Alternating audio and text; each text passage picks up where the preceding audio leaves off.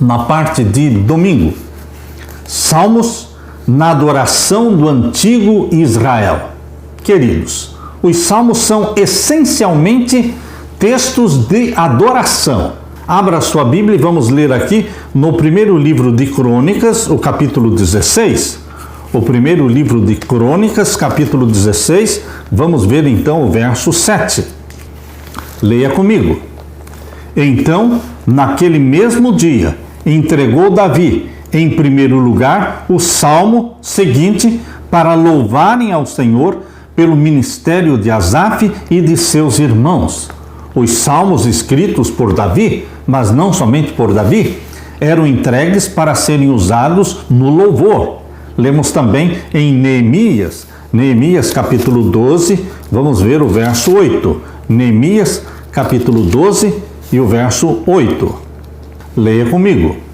E foram os levitas Jesua, Binuí, Cadmiel, Serebias, Judá, Matanias, estes seus irmãos, presidiam sobre os louvores. Deus tinha um time de louvores. Os levitas pertenciam ao ministério do louvor. Como é bom louvar ao Senhor!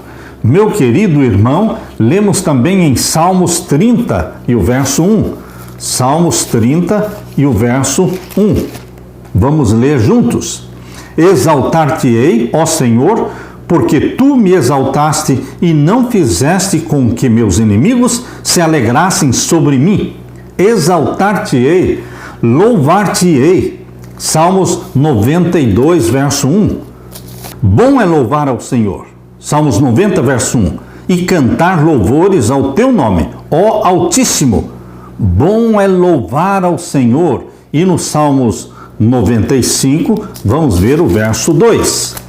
Aqui diz, verso 1 e 2, vinde, cantemos ao Senhor, cantemos com júbilo à rocha da nossa salvação.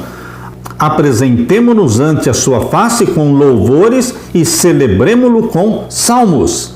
Aqui está, meu querido irmão, todos estes textos falando dos louvores. Os salmos eram usados para louvar a Deus. Os salmos foram escritos para uso privado e na adoração também pública. Eram cantados como hinos na adoração do templo, como sugerido pelas anotações musicais que mencionam instrumentos, melodias e líderes de música. Na Bíblia hebraica, o título do livro dos Salmos, Terrilim, quer dizer louvores, reflete seu propósito principal, isto é, louvar a Deus. O título em português, Livro dos Salmos, deriva-se do grego salmoi, encontrado na Septuaginta, antiga tradução grega do 2º e 3º séculos antes de Cristo da Bíblia hebraica. Os salmos eram parte indispensável da adoração de Israel. Por exemplo, foram usados em dedicações de templos, em festas religiosas, em procissões e durante também o estabelecimento da Arca da Aliança em Jerusalém. Os cânticos de ascensão, conhecidos também como cânticos de peregrinação, eram tradicionalmente cantados durante a peregrinação a Jerusalém nas 3 principais festas anuais. Queridos, o Halel egípcio e o grande Halel eram cantados nas 3 principais festas anuais, bem como nas festas da Lua Nova e a dedicação do templo. O Halel egípcio recebia um lugar importante na cerimônia da Páscoa. Os Salmos 113 e 114 eram cantados no início da refeição da Páscoa e os Salmos 115 a 118 eram cantados no fim da refeição da Páscoa. O Halel diário foi incorporado às orações diárias nos cultos matinais da sinagoga.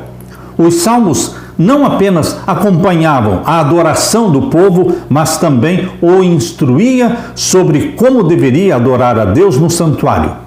Jesus orou com palavras tiradas ali do livro dos Salmos. Mateus 27:46 é um exemplo. Os salmos também tiveram um lugar significativo na vida da igreja primitiva, porque a igreja primitiva era uma igreja que louvava, cantava cânticos de louvor usando os salmos. Os salmos ainda são usados hoje na composição de muitas músicas sagradas de louvor ao Senhor.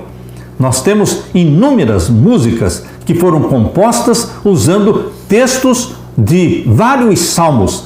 E, portanto, meu querido irmão, o livro de Salmos continua sendo, ainda hoje, uma inspiração e uma motivação para louvar a Deus. Deus habita no meio dos louvores dos seus filhos. Louve ao Senhor. Aleluia!